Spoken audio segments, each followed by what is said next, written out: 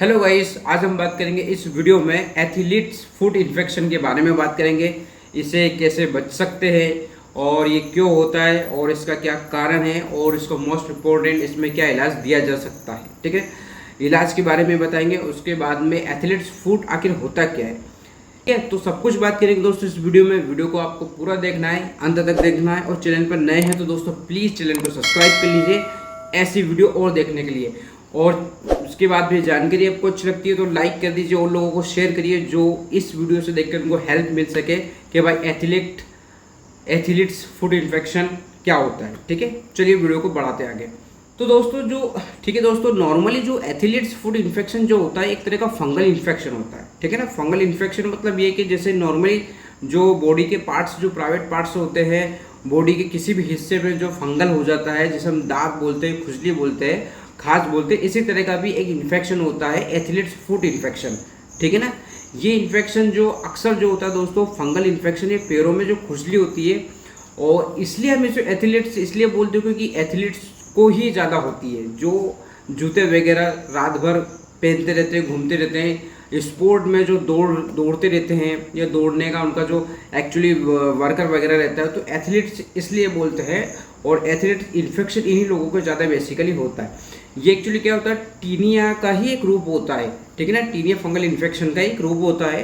जैसे एक्जिमा होता है, टीनिया वर्सिकुलर होता है, ठीक है ना, ऐसा ही टीनिया करके भी एक इन्फेक्शन होता है। तो ये एथलीट्स इन्फेक्शन का कारण होता है। एथलीट फुट इन्फेक्शन होता क्या है, देखो क्या होता है दोस्तों, ये इन्फेक्शन जो होता है हमारे पैरों की उंगलियों के बीच में इन्फेक्शन होता है। ये बढ़कर नाखून तक पहुंच जाता है और नाखून का कलर भी इसका चेंज हो जाता है। कभी कभी क्या हो जाता है, पीला हो जाता है, पीला या हरा दिखाई देता है। तो ये स्क्रीन के अंदर होता है।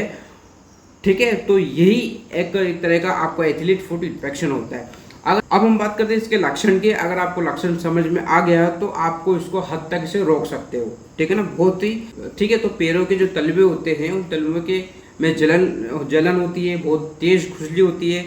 तलवे के जो आपके नीचे तेज खुजली के साथ साथ क्या होता है, जिसमें चमड़ी भी उखड़ जाती है, फोपोले पड़ जाते हैं और कई बार इस पर इतनी ज़्यादा इन्फेक्शन हो जाता है कि व्यक्ति चल नहीं पाता है इसमें।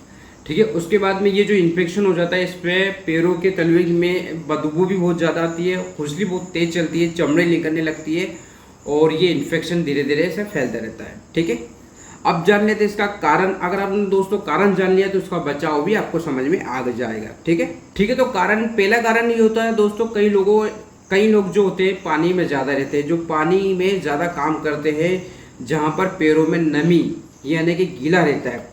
और कुछ लोग जैसे फैक्ट्री वगैरह में जो काम करते हैं, कुछ लोग पानी वगैरह में घंटों तक खड़े रहते हैं या घंटे खड़े रहने का जैसे काम करते हैं। जैसे कि बहुत सारे लोग होते हैं फैक्ट्री वगैरह में, ये किसान वगैरह हैं, ये जो पानी वगैरह में काम करते हैं, तो इन लोगों को थोड़ा ज़्यादा हो जाता है क्योंकि ये पानी में बैठने पर इनमें क्या होता है, तलवे में नमी बैठ जाती है, जिससे इन्फेक्शन फैलने का डर होता है। ठीक है ना, और उसके बाद दूसरा ये होता है कि जो जूते बहुत टाइट पहनते हैं, कुछ लोगों की आदत होती है जो बहुत जूते टाइट पहनते हैं, तो उसमें क्या होता है दोस्तों, उसमें पसीना निकलता है और वो पसीना निकलने पर क्या होता है, नमी बनी रहती है, तो इसलिए उन पर इन्फेक्शन फैल जाता है। तो टाइट जूते नहीं पहनना है, आपको नहीं पहनना है। अगर आपको ऐसा लग रहा है कि भाई हम ऐसा जगह पे वर्क करते हैं, काम करते हैं जहाँ पे जूते पहनना अलाउड, जहाँ पे जूते 8-8 घंटे पहनते हैं, तो उसमें बीच बीच में आप उसे खोल दीजिए ताकि हवा वगैरह लगती रहे, सुखाता रहे पसीना, तो इन्फेक्शन नहीं होगा। ठीक है, तीसरा कारण है जैसे कि एक इंसान दूसरे इंसान को या फिर एक व्यक्ति से दूसरे व्यक्ति का जो जूता है, मोजा, ये लोग इस्तेमाल कर रहे हो, तो अगर किसी व्यक्ति को ये इन्फेक्शन हो और अगर आपने जूता वगैरह या मोजे वगैरह उसका इस्तेमाल कर लिया है, तो वो जहाँ तक उसको फैलने का चांसेस बढ़ जाएंगे। ठीक है, उसके बाद में ये क्या होता है, इसमें कुछ एक तरह का इन्फेक्शन भी हो जाता है। ठीक है, और उसमें पस भी भरा जाता है, तो ये एक इन्फेक्शन हो जाता है जिसकी वजह से भी होता है। और किसी किसी को क्या होता है, ये खुजली इन्फेक्शन होता है, और किसी को एक इम्यूनिटी सिस्टम जिसका कमज़ोर होता है उनको भी इस व्यक्ति के। तीसरा ये दोस्तों, बहुत जो टाइट जूते पहनते हैं उसके बाद में बार बार पसीना आता है, पसीना साफ नहीं हो पाता है, उसकी वजह से क्या होता है, वो इन्फेक्शन फैलता है। तो बार बार पसीना आ रहा है, आप पहुँच नहीं रहे हो, पैरों के नीचे इन्फेक्शन बढ़ता जा रहा है। मोस्ट इम्पोर्टेंट ये है कि ये जो इन्फेक्शन ज़्यादातर देखने को मिलता है बरसात के टाइम में क्या होता है दोस्तों, पैर जो होते हैं ज़्यादातर गीले होते हैं, नमी बनी रहती है, तो उसके कारण इन्फेक्शन पैरों में जो होता है बढ़ता रहता है। ठीक है, तो अब बात कर लेते हैं इसके बचाव। तो दोस्तों बचाव क्या, अगर आपको बहुत ज़्यादा समय तक जूते पहनने की ज़रूरत पड़ रही है और जूते बहुत टाइट पहन रहे हो, जिसमें मोजे भी पहन रहे हो, तो बीच बीच में आप अपने पैर के जूते खोल कर आप थोड़ा बैठ जाइए, ताकि उसका जो पसीना है उसकी नमी सूखा जाए। ठीक है, अगर पसीना ज़्यादा आ रहा है तो आप धो सकते हो अपने पैर को, ताकि उससे क्या होगा, इन्फेक्शन नहीं बढ़ेगा। लंबे समय तक आपको नहीं पहनना है, थोड़ा थोड़ा उसको निकाल देना भी चाहिए आपको। ठीक है, और अगर आप मोजे पहन रहे हो तो मोजे भी आपको कम से कम क्या है, हर 8 घंटे में आपको चेंज कर देना चाहिए। ठीक है, ऐसा नहीं है आपने 2-3 दिन तक पहन के रखा हो तो और बदबू वगैरह आएगी और इन्फेक्शन उसका बढ़ता रहेगा। ठीक है, ये करना है। उसके बाद में किसी दूसरे का मोजा और जूता वगैरह इस्तेमाल नहीं करना है, यही नॉर्मल सावधानी रखना है। ठीक है, अब बात करते हैं मोस्ट इंपोर्टेंट इसमें ट्रीटमेंट क्या दिया जाएगा। ठीक है, ट्रीटमेंट बहुत ज़रूरी है इसमें।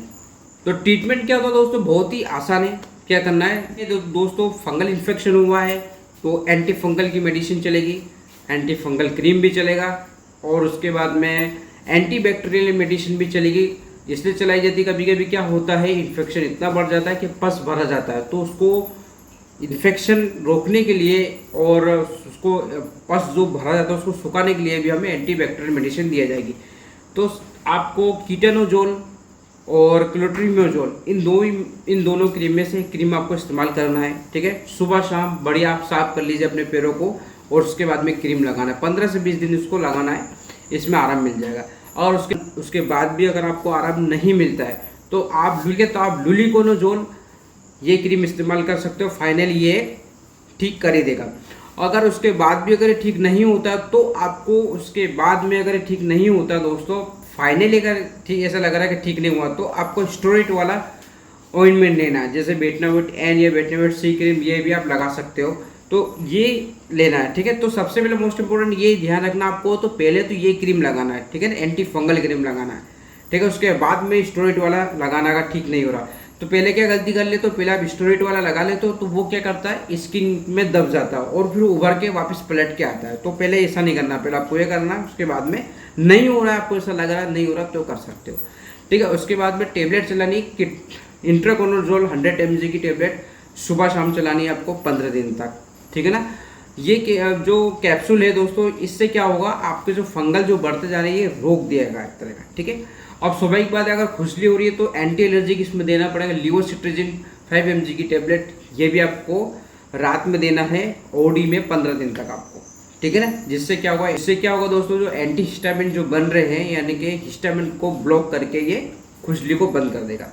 ठीक है, उसके बाद में एंटी बैक्टीरियल क्रीम चलाना दोस्तों, नियोमाइसिन क्रीम, ये आपको लगाना है। अगर वहाँ पे पस वगैरह हुआ है, आपको ऐसा लग रहा है सूजन है, पस भरा हुआ है, तो आपको एंटी बैक्टीरियल क्रीम भी देना है, नियोमाइसिन। इसका नियोमाइसिन पाउडर फॉर्म में भी आता है, आप पाउडर भी इसका इस्तेमाल कर सकते हो। ठीक है, उसके बाद एक एक्स्ट्रा और मैं आपको बता देता हूँ, आपको एक डस्टिंग पाउडर आता है, क्लोट्रीमोजोल का एक डस्टिंग पाउडर आता है, ये भी आप इसका इस्तेमाल कर सकते हो। ठीक है, तो जहाँ तक ये है कि वो उसकी नमी को ऑब्जर्व करके इन्फेक्शन को रोक सकता है। ठीक है, तो ये कुछ ट्रीटमेंट था, फुल डिटेल्स में ट्रीटमेंट कि भाई एथलीट्स फुट इन्फेक्शन के बारे में मैंने आपको बताया। ठीक है, आई होप दोस्तों जानकारी अच्छी लगी हो तो लाइक कर दीजिए, और अच्छी लगी हो तो सब्सक्राइब कर दीजिए। फिर मिलते हैं एक नए वीडियो के साथ, एक नए टॉपिक के साथ, तब तक के लिए जय हिंद, जय भारत।